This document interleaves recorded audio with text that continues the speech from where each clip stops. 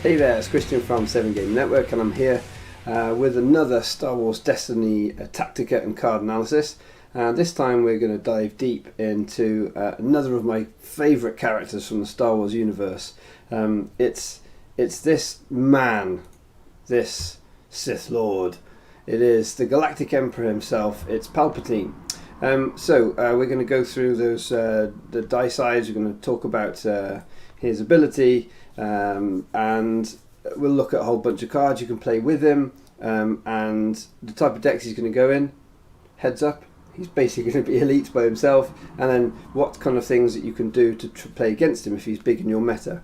So what you'll see looking at his dice, of course, he's got super strong dice. There's only the one side, that's for one resource. 2 resources would have been a bit strong. We've got 2 ranged, 3 ranged. These are all straight at black sides with a 2 discard and a 2 shield. But you cannot think about this dice without looking at what his ability is, because it's after you resolve this die, force an opponent to deal 2 damage to characters distributed as they wish. So you're going to be playing this guy elite. I mean, there are 1 or 2 builds that have gone with Palpatine plus something else. They just don't seem to be competitive. So you're going to be playing him elite. So you're only going to have his 2 character dice. Now that's fine, because even off just his character dice, of course, remember he can do 10 damage. He's got the 2 3s, which you could roll. If you get to resolve both of these, it's also going to be plus 4 damage. So we can see that Palpatine can do a huge amount of damage. And that's the big thing about Palpatine. Palpatine decks are about doing lots of damage really, really quickly. And that's very difficult to deal with. So he's also got the 2 discard side. And again, remember, if you're doing a 2 discard and you're also doing 2 damage off that die, it's still fine. It's still good. And 2 shields plus the 2 damage off that die is still strong. So there is no bad sides on this dice, which is what it needed to be, because you're only getting the 2, apart from the blank, of course. And so all of these can be played. Now, what you'll tend to find still, though, in the majority of the time you're playing with this, because you want to deal damage, most of the time you're going to be leaning towards trying to get the 2 range and the 3 range damage. And that can take the odd reroll here and there to get. And there are plenty of times as well you'd be quite happy to resolve the 2 discard. And clearly there's going to be times, maybe early on perhaps, when you might actually just take those 2 shields. Because one of the big things with Palpatine is, although he's got 15 health, you've got to remember that he's the only character you're playing with. So when you've only got 15 health, you've got to do everything you can to keep that 15 health intact. Now there are a number of ways you can do that. There's lots of great cards that we can play with Palpatine, and I think it's those cards that help to make him a really strong character.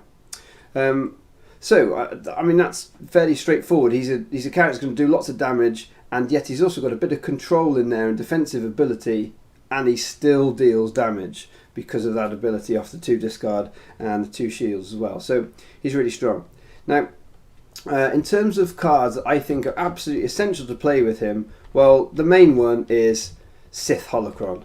I mean, how you're going to be playing with Palpatine is you don't really want to be taking resources with his dice. If that ends up happening, that's awkward. However, Sith Holocron, of course, is the thing that allows you to be playing out some of the big cards, the big upgrades that we want to be playing out on Palp. Remember, we're trying to do damages in big chunks as quickly as we can, and so we need to get those big upgrades out, and we can't just ramp up with normal smaller upgrades into the next, because it's going to be too slow. With only 15 health, we need to be doing it quickly. The other thing as well is that some of the stronger cards that we want to play in terms of controlling the game or dealing with our damage also require lots of resources. That's why we need Holocron, to be able to get those upgrades out, so we're not using resources on the upgrades. It's also got focus on it as well, so even if you do end up hitting and missing those specials, at least with the focus you could probably turn one of your other dice to one of its big sides, which there are lots of. Now, the reason I would suggest that Force Speed is going to go in the vast majority of Palp decks is because there's only one character, Palpatine, going fast and controlling the battlefield becomes something that I don't want to say you absolutely rely upon, but I mean, it's really tough to go really slow with a Palp deck. You've got one activation, you might have a couple of rerolls potentially, but ultimately you should be able to be pretty quick. And of course, 4 speed allows you to really push that right over the edge. Now, it's a 0 cost card, so that makes it amazing. It's also got the 3 specials on, and that's what you're going to want to do. You want those 2 additional actions to try and speed you through your turn and get you claiming really quite quickly. The shield on there and the focus on there is kind of a real nice to have if for some reason you just don't hit that special. Again, the focus on these 2 cards, I think, are what allow you to push through to get the 2 or the 3 side off on Palpatine's die, or some a big side like a off one of these following cards, because these are probably, I think, the 2 biggest and most important and powerful upgrades, I think, on Palp. They're the 2 big 4 cost ones that we want to get off with our Sith Holocron. And Force Lightning, I mean, it's massively strong because it's also a little bit of control. Because if you get that special, and of course you've got 2 lots of it, you can remove a die showing a blank. Remember, that's any die showing a blank. So if you can time it, you wait until your opponent's rolled a couple of dice and they've rolled a blank, it becomes ridiculously powerful removal. Because it's dealing damage and removing dice. I mean, it's just brilliant. So Force Lightning, I mean, it's absolutely integral to a Palpatine deck working. I mean, I just can't see a good Palpatine deck that isn't using Force Lightning. It's got too much damage on it. It's a crazy good card, and we can get it for free with Sith Holocron. Mind Probe is essentially the same as well. It's got the brilliant special, we've got focus, we've got ways of getting it to hit that special. We're going fast, we're probably going to be going first every time, so it stands a good chance of hitting for at least 4. We've got the 3 for one side on there, so it's still range damage, and so it's fitting with the rest of the damage in the deck. It also gives another 2 discard, so there's that potential for rolling 2 discard on, say, the Mind Probe, and 2 discard on one of Palpatine's die, and then doing a 4 discard action. I mean, that's really painful, and could be really good if you're playing against like a control style deck that just keeps controlling your dice all the time, which is one of the difficulties with Palp, as we'll come to. And No Mercy, I think No Mercy is again an absolutely fundamental card, because we have to understand that you're playing Palp, you're trying to get the damage done as quickly as possible. Your 15 health is kind of like a clock on the game for you, and you just got to dish out big damage as fast as you can, and No Mercy will absolutely help you to do that. So those are, I think, the main damage dealing cards. One of the cards I'll mention here as well is Force Push. Now, I mean, it's got two black damage sides on. It's also got 2 discard side on again. So you can see that we've got some dice that can really do some nasty discard on our opponent's hand, and of course that could hit those all important removal cards they've got, which is really the biggest bane of Palp, as I'll go on to talk more about again. And it's also got the two special sides. And remember, we're going early with Palp. We're generally rolling in first, and so we kind of don't mind any of those sides that we hit, because if we hit the special, well, we've just got this amazing control sat there to be able to deal with whatever they throw out. And of course, we're also going to be playing standard removal in blue, like Feel Your Anger. So if we can turn 2 dice to sides of a choice, like, I mean, let's say, for instance, you roll out your Force Push with the Force Speed special on, well, you've got a lovely combo there, and that you can just activate specials. You can take 2 actions. You can turn 2 an opponent's dice to sides of your choice to 2 blanks, and then you can play Feel Your Anger and effectively, remove maybe 2 other dice and leave them with 2 blanks. I mean, it's a really nice control combo there, and so it's kind of every side on Force Push is really nice with Palp here. So, in terms of another little mitigation control removal card that I think is decent with Palp, because you most of the time you're going to be controlling the battlefield. as high ground. Most of the time you're going to control the battlefield, and you get to remove an opponent's die showing damage. Of course, that's really difficult in terms of it's the damage that's going to do over Palp. He's only got the 15 health, and then if it was a character die, we're also going to deal some more damage back. So high ground is generally a card that you'll find in most decks of people who are playing Palp. Now, we've got to keep Palp alive, and to this end we have got a number of very good cards that we can be playing here. So False Illusion is a very strong card. A False Illusion out on Palp is really painful, because most of the time how you want to play with Palp is remove his die and then do big chunks of damage to him, and False Illusion clearly mitigates against those big chunks of damage. The other thing as well is that the big drawback to False Illusion is that it works its way through your deck. You know, you're losing cards. But games for Palp that go on, if he's going through half of his deck, like, that's a problem game for Palp. So False Illusion doesn't really hit your strategy and how you're wanting to play this at all. Force Throw is another fantastic card. Again, remember, we're playing with quite a lot of specials in the deck. So it's always nice to be able to resolve specials altogether. It's got a one range side. That's not what we're using it for. And it's got some Disrupt. And Disrupt can potentially be useful. Again, if you can disrupt an opponent down to 0 resources, you don't need to worry so much about the removal that can come back at you. And the big problem with Palp is rolling in, your dice go out there and then you're just sat waiting for the removal to hit you. So having ways of disrupting your opponent's resources is really important, and there's a very good card that we can use to really do that. But Force Throw, of course, you're going first, you're going to roll your dice out first, you can roll out that Force Throw special and have it sitting there. It just makes life so much more difficult for your opponent again. Now, Rise Again is probably, I would say, almost like fulcrumatic. I mean, it is a central turning point of this deck. If you get a Rise Again off during a game, I think if you looked at stats in terms of playing Palp or playing against Palp, the amount of times that if you get a Rise Again off that results in the Palp win, I would say it drastically changes the odds. It's heal 5 damage, so it makes Palp 20 damage. Now, he is such a strong character. For him to then be 20 damage that's more than, say, an Aura Django deck. You know, that's suddenly a lot of health to deal with on a character that's dishing out so much damage.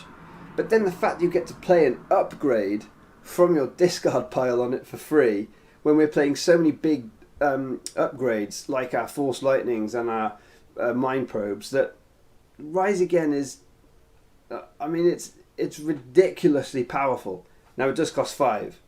And so, of course, that's why we have to rely upon Holocron to get those big upgrades out. We don't want to be paying for it, because really what we want to do in the first couple of rounds, certainly by the end of the third round, is try and be able to play a Rise Again. Have it available to us. So getting together 5 resources, well, that's a challenge. However, it's such a big swing card if you get it off. And Rejuvenate is another one of those ones where it costs 0 and it's get that 1 damage off. Now, every damage can make all the difference. A single health point, as you know if you've played any games of Destiny, just that 1 health point can make all the difference. And so I would be playing 2 Rejuvenates in every Palp deck, because you just never know when that 1 extra health is going to allow you to go first, roll in next turn, and have a whole extra round to play. It can be massive when you've got the one big character like Palpatine.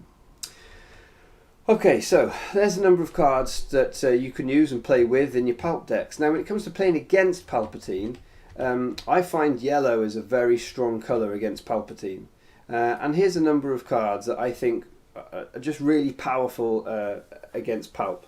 So in terms of characters that you might play, Unkar and Jabba are really strong.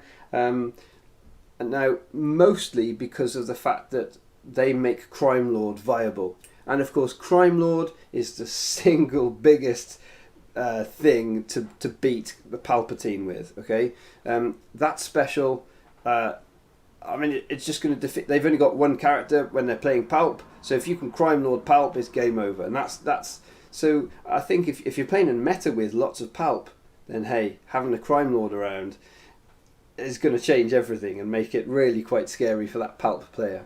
They don't have a lot of disrupt generally in their decks, as we've just seen, and so they're going to probably then doing a lot more discard against you because they're desperately going to try and discard your Crime Lord. So if you're playing a Crime Lord deck in a Palp heavy meta, you might also want to include a cheat as well, just so you can get it back. However, the two characters then that work well, because it's Crime Lord, is Jabba and Unkar. They can build the resources to be able to get a Crime Lord off and get a Crime Lord off quickly. I've done a video which you can have a watch of on the channel of where I use a Jabba Unkar deck to round one Crime Lord, a Palpatine, and win round one, and that's the kind of play that becomes available. Now another card that's very strong against Palpatine, of course, is Prized Possession, because it's going to remove effectively one of his dice for quite some time. Now yes, he can put out a lot of damage, so you've got to be careful which character you put the upgrade onto. But wow, is it strong. If you can remove permanently one of the die, I mean, it's just massive. And again, it's probably going to be these two characters that are going to be able to get that off. So to me, those are probably the most obvious, like really hard counters to playing against Palpatine. Now, one of the main ways in which you can really do Palpatine over is just removal. Removal. Now, I mean, I really like the best defense for that because, of course, it allows you to move to two of an opponent's dice, so you can remove both of his character dice, which is really strong. You take 3 damage, but generally, if you're playing something like the best defense, you may be playing with an endless rank. So we may be thinking like sort of like an Unkar with a Stormtrooper kind of build, something like that. And then you're going to have the resources to be able to keep playing at the endless ranks.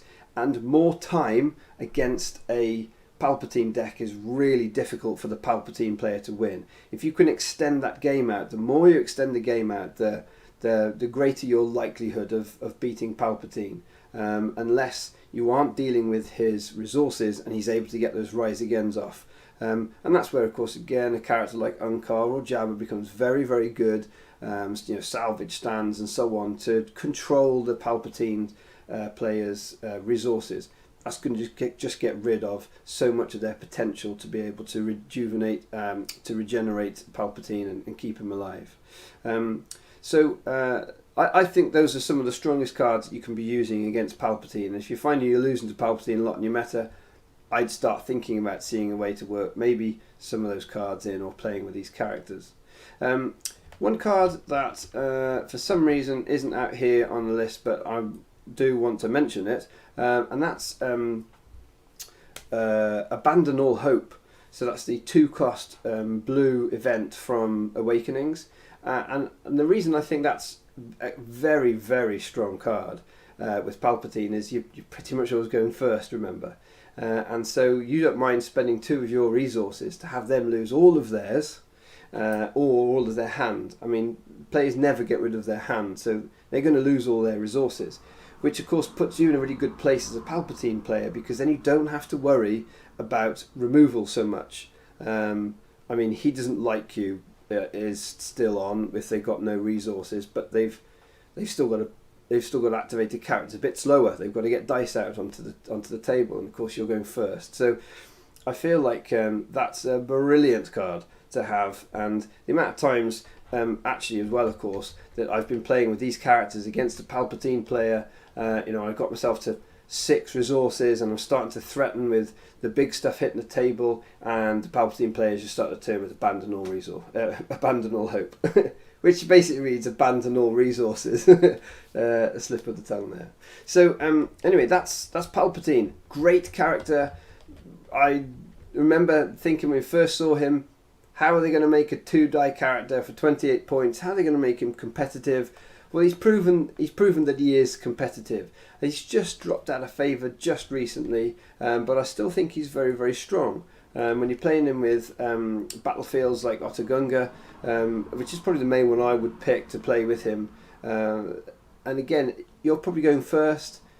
If the game goes 5 rounds, you've just made Palpatine effectively going to be 20 health again. If you get a rise again after 25 health, and there are really strong ways of giving him lots and lots of health that your opponent has to really work hard to chew through. So I think Palpatine has proven that he is competitive, he is a good character, and he's quite good fun to play with as well, because he's that kind of all or nothing build that is generally explosive and exciting to play in a game like Destiny. Anyway, so that's Palpatine as ever. If you guys want to pass any comments, or you think I've missed anything, please do put it in the comment section on the video here. And I just want to thank swdestiny.com for hosting these videos. It's a site that's full of really good content, loads of other articles and very competitive type articles being put up. So if you want to find out more, then totally go and check that out. And then if you want to have a bit of a listen, maybe fill your ears on the commute with some competitive Destiny chat, then my favourite podcast for that is the Knights of Ren. There are so many good podcasts, but the Knights of Ren have been doing it for a long time now, and they always have great stuff on there. And so yeah, I'd go and check those out just in case you haven't. But until next time, keep enjoying Destiny.